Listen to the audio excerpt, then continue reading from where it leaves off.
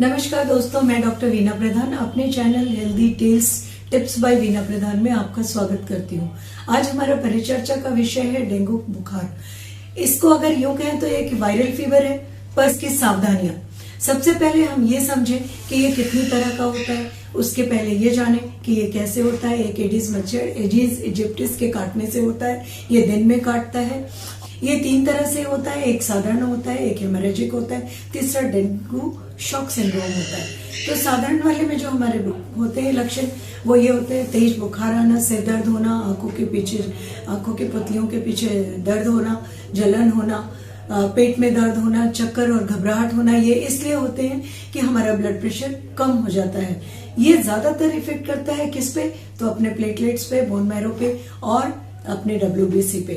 आपने बहुत सुना होगा कि उसका प्लेटलेट कम हो गया। डेंगू बुखार में ये कम होता है तो प्लेटलेट्स देना होता है। ध्यान रहे कि अगर ये सिम्टम्स होते हैं और कहीं भी एक लाल चिकत्ता आ गया या मसूड़े से, नाक से या दांतों से खून होने लगे, तो ये एक अलार्मिंग साउंड है जिससे आपको तुरंत अपने डॉक्टर के पास भर्ती होना है। वरना अगर सिर्फ बुखार है तो आप अपना इलाज घर में कर सकते हैं। इलाज में सिर्फ एक चीज मैं कहूंगी कि सिर्फ पैरासीटामोल की गोलियां लेंगे जो आपके बुखार को उतारे।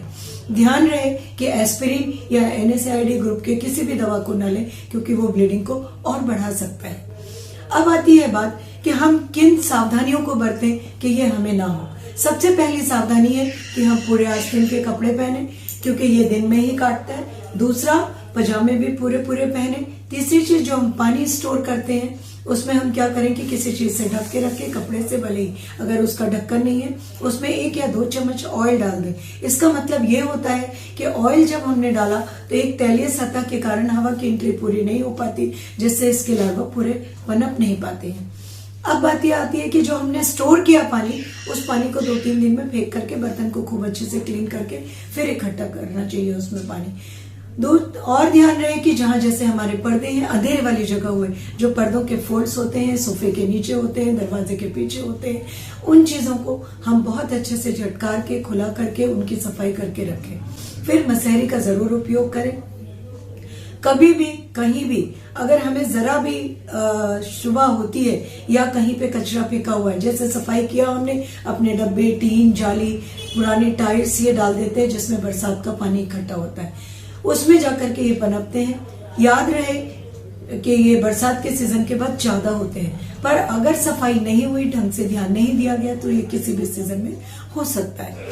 पॉट में चलन है आजकल, बांस के पौधे, मनी प्लांट के पौधे हम टेबल पे रख देते हैं।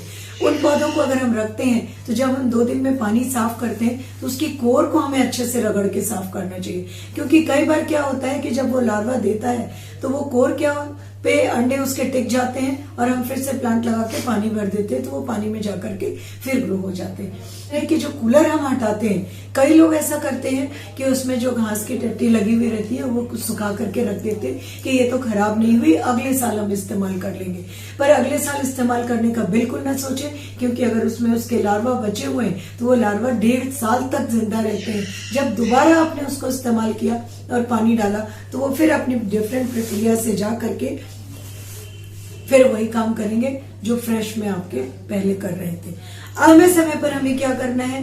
फ्लेट करना है घर में। समय समय पे हमें मच्छर मारने की दवाइयां डालनी है, और समय समय पे भी नहीं, रोज जब हम ऐसी जगह में जाते हैं जहां से हमें परेशानी हो सकती है तो मॉस्किटो रिपेलेंट जो हमारे खुले हुए एरिया में, उनसे लगाएं कि हमें मच्छर ना काटे।